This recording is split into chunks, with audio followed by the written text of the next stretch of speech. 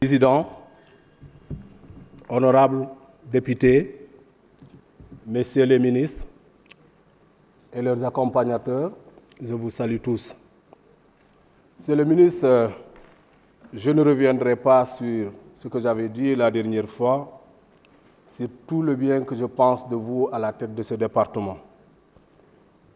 Mais je vais peut-être accentuer mon intervention sur des recommandations et des contributions. Monsieur le ministre, moi je suis adepte de l'investissement sur l'homme. Moi je suis de ceux-là qui croient que le meilleur investissement, c'est celui-là qui est fait sur l'homme. Et je peux même dire que dans le cadre d'une économie où le moteur est fondé sur le savoir, l'université peut valablement contribuer à la croissance économique.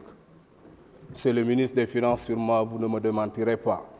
Voilà pourquoi, monsieur le ministre, moi je pense qu'aujourd'hui, la situation des universités, il faudrait valoriser le personnel enseignant. On en a assez d'entendre dans nos universités parler des vacataires. Et moi, ça me ramène à chaque fois sur ce que l'on avait au niveau de l'enseignement élémentaire et secondaire, quand on parle des volontaires de l'éducation, ou l'on parle des vacataires dans le moyen secondaire.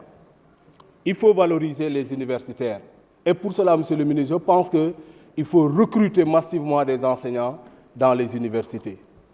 Les conditions des études dans les universités sont vraiment déplorables. Nous avons eu à fréquenter la faculté des lettres, le département de lettres modernes, où il nous arrivait de nous mettre à la porte pour suivre un cours. Je pense que, quelque part, si beaucoup de gens avaient échoué à l'époque, c'est en grande partie dû à cela, parce que quand tu n'entres pas dans une salle et que tu es au dehors pour suivre un cours, ça ne passe pas. Monsieur le ministre, dans le cadre également de ce même investissement sur les ressources humaines, je voudrais également que vous essayiez de revoir la prise en charge des frais de voyage d'études. C'est vraiment des sommes modiques. Et aujourd'hui, avec l'inflation au niveau de l'Europe, je crois que ce que l'on accorde aux universités, c'est extrêmement modique. Monsieur le ministre, dans ce même sillage, je voudrais également que vous prêtiez une attention particulière aux étudiants qui sont à l'étranger. Il y a beaucoup d'étudiants sénégalais qui sont partis avec leurs propres moyens. Les parents se sont débrouillés pour les amener en Europe.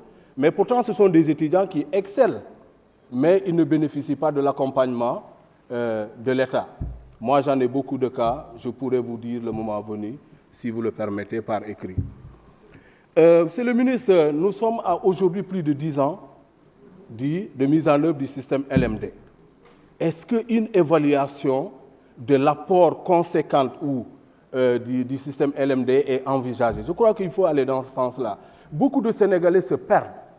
On peut voir un étudiant durant 2 ans, ou bien plus d'une année, 1 année et demie, toujours il se dit qu'il est en 2e année ou en 3e année. Ça, franchement, il faudrait revoir un peu le découpage avec le système LMD. Monsieur le ministre, je voudrais terminer par vous demander vraiment de revoir les instituts qui pullulent un peu partout dans le pays. Les parents mettent beaucoup d'argent pour la formation des enfants. En inscrivant l'enfant après le baccalauréat, le parent ne peut pas savoir que tel institut est bon, tel autre n'est pas bon. Mais aujourd'hui, on se rend compte beaucoup d'étudiants qui sont dans les instituts, écoles de formation, pour trouver même un lieu de stage, ça pose énormément de problèmes. Si on a un problème pour trouver une structure d'accueil pour le stage, il va sans dire que quand vous allez terminer la formation, vous aurez des problèmes pour vous insérer dans le tissu socio-économique.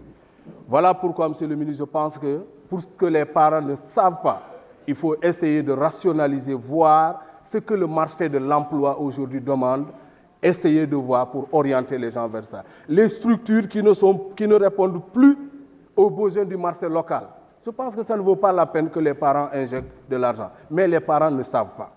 C'est à vous, monsieur le ministre, je crois, d'aider les parents. Je voudrais terminer par vous demander vraiment d'aller trop vite dans l'achèvement des travaux des universités, les campus sociaux, parce que l'hébergement des étudiants, ça pose énormément de problèmes. Nous tous, à chaque fois des étudiants, des amicales d'étudiants, nous appellent pour nous demander de les accompagner dans le cadre des logements. Je crois qu'il urge vraiment de prendre à bras-le-corps cette situation. Je vous remercie. Nous donnons la parole à notre collègue.